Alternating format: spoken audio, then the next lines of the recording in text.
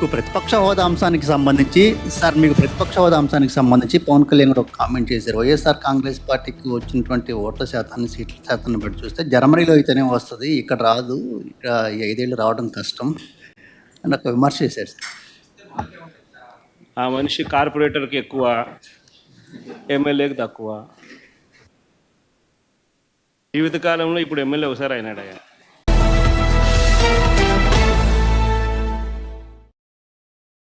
అందరికీ ముందుగా నా నమస్కారాలు. వైఎస్ఆర్సిపి పార్టీ నాయకుడు, మాజీ ముఖ్యమంత్రి జగన్మోహన్ రెడ్డి ఈరోజు ఉదయం మీడియా వేదికగా మాట్లాడుతూ పవన్ కళ్యాణ్ గారి మీద కార్పొరేటర్కి ఎక్కువ, ఎమ్మెల్యేకి తక్కువ అని మాట్లాడటం చాలా హాస్యాస్పదంగా ఉంది. ఇదే జగన్మోహన్ రెడ్డి గతంలో మాట్లాడినటువంటి మాటలకి ప్రజలు అసహ్యించుకొని చీత్కరించి ఈరోజు వై నాట్ 170కి 175కి 175 అంటే ప్రజలు ఇచ్చినటువంటి సీట్లు 11. ఈరోజు ప్రతిపక్ష హోదా లేదు. కనీసం ప్రతిపక్ష హోదా రావాలంటే అందులో 10% ఉండాలి 175లో. ఈరోజు ప్రతిపక్ష హోదా నాకు కావాలని అడుక్కునే స్థాయికి నువ్వు దిగజారు. ప్రజలు నీకు ప్రతిపక్ష స్థాయి అంటే అధికారం నుంచి ప్రతిపక్ష స్థాయి హోదా కూడా లేకుండా చేసినా నీకు సిగ్గు రాలేదంటే నిజంగా నిన్నేమన్నా జగన్మోహన్ రెడ్డి అని మేము అడుగుతున్నాం. పార్టీ పెట్టే దమ్ము లేక ఎవరో తెలంగాణ వ్యక్తి శివకుమార్ అనే పెట్టినటువంటి పార్టీని నువ్వు లాక్కుని ఈరోజు నీ పార్టీ లాగా నువ్వు మాట్లాడుతున్నావు. జనసేన పార్టీ ఆవిర్భవించి నేటికి 11 వసంతాలు, రేపు మార్చి 14కి 11 వసంతాలు పూర్తయి 12వ వసంతంలో అడుగు పెడుతున్నటువంటి పార్టీ జనసేన పార్టీ. పవన్ కళ్యాణ్ గారు తను నమ్ముకున్న సిద్ధాంతాన్ని ఈరోజు పార్టీ రన్ చేస్తున్నటువంటి వ్యక్తి. నీలాగా ఒకరిని మోసం చేసి లాక్కున్నటువంటి పార్టీ కాదు. నువ్వు పవన్ కళ్యాణ్ గారిని హేళన చేస్తున్నావు. ఏదైనా గుర్తుపెట్టుకో, ఒక బిడ్డ పుట్టిన తర్వాత ఒక్క మొదటి అడుగుతోనే అతని జీవితం ప్రారంభమైంది. అలాగే జనసేన పార్టీకి కూడా 1 సీటుతోనే మొదలైంది. ఈరోజు 21 సీటుతో 100% స్ట్రైక్ రేట్తో ఈరోజు ప్రభంజనం సృష్టిస్తున్నటువంటి పార్టీ జనసేన పార్టీ. ఈరోజు ఉప ముఖ్యమంత్రి హోదాలో పవన్ కళ్యాణ్ గారు రాష్ట్రానికి అభివృద్ధి చేస్తుంటే కనీసం ప్రజా సమస్యలు లేవనెత్తడానికి కూడా అసెంబ్లీకి రాకుండా బెంగళూరులో కూర్చున్నటువంటి వ్యక్తివి నువ్వు.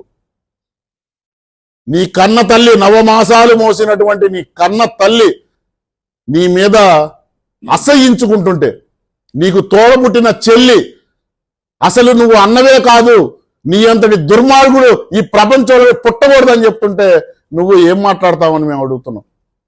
కనీసం నీ రక్త సంబంధీకులు కూడా నిన్ను జగన్ మంచివాడని ఒక్కడి చేత నువ్వు చెప్పించగలవా అని మేము అడుగుతున్నాం.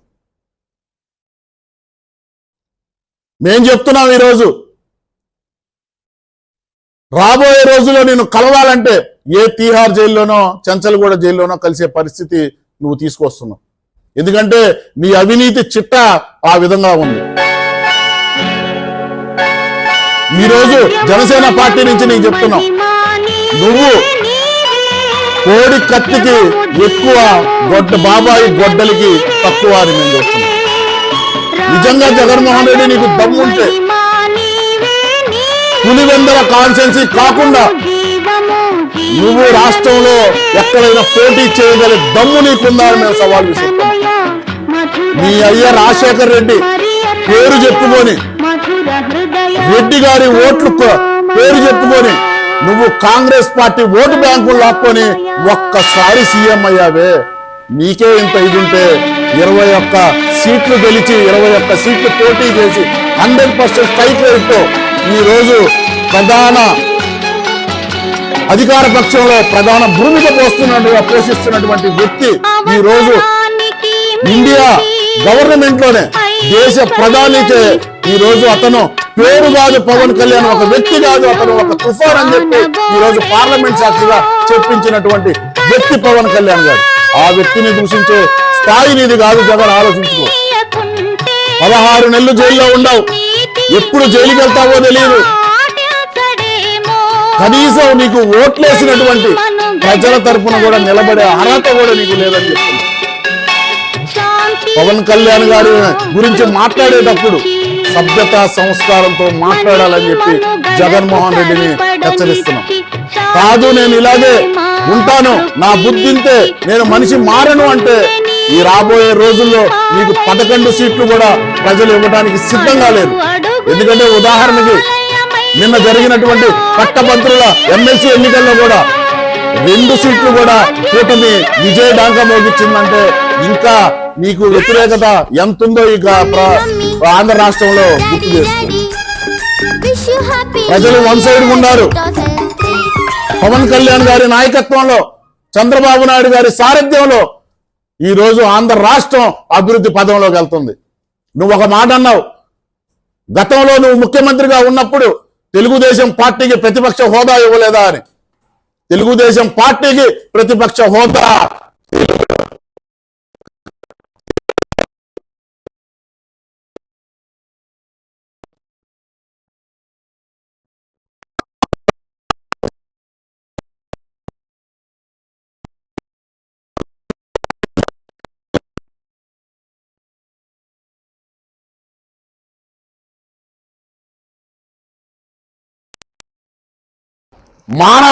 ఏమాత్రం ఉన్నా నువ్వు అసెంబ్లీకి రాకుండా ప్రజల పన్నులతో కట్టే డబ్బులు నువ్వు ఎందుకు తీసుకుంటున్నావు అని మేము అడుగుతున్నాం. ఈరోజు పవన్ కళ్యాణ్ గారికి ఉన్నటువంటి సెక్యూరిటీ కన్నా నీకు సెక్యూరిటీ ఎక్కువ. కాబట్టి ఇవన్నీ ఆలోచించుకో. నువ్వు పవన్ కళ్యాణ్ గారి మీద అవాకులు చవాకులు పేల్చేటప్పుడు నువ్వేంది, నీ వ్యక్తిగత చరిత్ర ఏంది, ఇవన్నీ తెలుసుకొని మాట్లాడితే బాగుండిద్దని చెప్పి జగన్మోహన్ రెడ్డి గారిని హెచ్చరిస్తున్నాం. పవన్ కళ్యాణ్ గారు ఒక శక్తి. అతని భారతదేశం మొత్తం అతని వైపు చూస్తుందండి. ఈరోజు పవన్ కళ్యాణ్ గారు అనే వ్యక్తిని విమర్శిస్తే కొన్ని ప్రాబ్లమ్స్ అనేది గతంలో జరిగినాయి. అలాంటి అనేది ఇంకా కంటిన్యూ చేసుకోవడం అనేది ఎప్పుడు తప్పు. ఆయన ఎంతో వ్యక్తిత్వం గల వ్యక్తి. ఆయన ఒక సింగిల్ యాడ్ చేస్తే కొన్ని కోట్ల రూపాయలు ఇస్తారండి. ఎంతోమంది ఎదురు చూసే వ్యక్తి. అలాంటి వ్యక్తి మనం వచ్చి ఆంధ్రప్రదేశ్ రాజకీయాల్లో ఆయన వచ్చి చురుగ్గా ఎందుకు పాల్గొంటున్నారంటే ఈ ఆంధ్రప్రదేశ్కి ఏదో చేయాలనే తపన. ఆయన ఎప్పటి నుంచో అదే కార్యక్రమంలో 12 సంవత్సరాలుగా ఎంబడబడి కష్టపడి చేస్తున్నారండి. అదే టైంలో రియాజ్ గారు పవన్ కళ్యాణ్ గారి మాటే ఆయన ఓపెన్గా చెప్పిన మాటే. మేమందరం 4-5 ఉన్నాం మెయిన్గా, అలాంటిది రియాజ్ గారు కూడా ఉన్నారు అని చెప్పి పబ్లిక్లోనే ఆయనతో చెప్పారండి. ఆయన మెయిన్ ఏంటంటే వ్యక్తిత్వం గల వ్యక్తి. చిన్న వ్యక్తిని అదే గౌరవిస్తారు, పెద్ద వ్యక్తిని అదే గౌరవిస్తారు. అలాంటి వ్యక్తిని మనం విమర్శించడం అనేది ఎప్పుడు ఎవరికి మంచిది కాదు. ఇలాంటి మనం ఆలోచన విధానం అనేది చాలా ముఖ్యం అండి.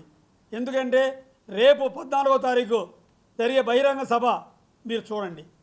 ఇండియా మొత్తం, నాట్ ఇండియా, ప్రపంచంలో ఉన్న తెలుగు వాళ్ళందరూ ఒకే వైపు పిఠాపురం వైపు చూస్తారు. ఎందుకంటే ఎవరిని రమ్మని చెప్పి సొంతగా పిలవట్లా, ఎవరికి వాళ్ళే మా దగ్గరికి ఎంతోమంది వస్తున్నారు. మాకు పాసులు కావాలి సార్, మేము వస్తాం, మేము బస్సులు పెట్టుకొని వస్తాం, మేము వస్తామని అందరూ ఎవరికి వాళ్ళే వస్తున్నారు. ఎందుకంటే ఆయన ఒక వ్యక్తి, ఆయన ఎప్పుడు మంచితనానికి ఒక నిదర్శనం. అలాంటి వ్యక్తి పవన్ కళ్యాణ్ గారు అంటే ఆయన ఉన్న బ్రాండ్ అనేది అది మనకు చెప్పలేం దాని విలువ. రేపు 14వ తారీఖు ఆయన చేసే విలువ ఆ పిఠాపురంలో మీరు వచ్చేదానికి మీరందరూ చూడండి. ఎందుకంటే మనిషిని విమర్శించే ముందు ఒకసారి మనం ఆలోచించుకోవాలి. అతని క్యారెక్టర్ ఏంది, అతని విషయం ఏంది, అతని వ్యక్తిత్వం కలవడా కాదా అనేది చూసుకుంటే మనకు బాగుంటుంది. మనం ఎప్పుడు పెద్దవాళ్ళతో మనం మాట్లాడేటప్పుడు కానీ, ఒక హోదాలో ఉన్నప్పుడు కానీ ఏ రోజుకి ఆ రోజేనండి. ఈరోజు పేపరు ఈ రోజుదే, రేపు పేపర్ రేపుదే. అంతేగాని నిన్నటి పేపర్ ఈరోజు మనం చదువుకోం. ఈరోజు వ్యక్తిత్వంగా ఆయన ఉప ముఖ్యమంత్రిగా ఆయన ఎంతో సేవలు చేస్తా పంచాయతీరాజ్ సమస్యని, దాని ఎన్నో సమస్యలు ఉన్నాయి, ఆ సమస్యల్ని మొత్తాన్ని ఈరోజు 1 by 1గా చేస్తున్నారండి. నిన్న బడ్జెట్లో కూడా ఎంతో ముందుకు తీసుకెళ్తున్నారు, ఎంతో డిస్కస్ చేస్తున్నారు. ఎన్డీఏ కూటమితో ఎంతో బాగా కలిసి ఉన్నారు. ఈరోజు ఎన్డీఏ కూటమిని బలపరిచింది పవన్ కళ్యాణ్ గారు అండి. దయచేసి అతను ఇలాంటి వ్యక్తుల్ని విమర్శించడం అనేది ఎప్పుడు కరెక్ట్ కాదు. అందుకనే మీ అందరికీ ఇంకొకసారి తెలియజేస్తున్నాము. జై జనసేన.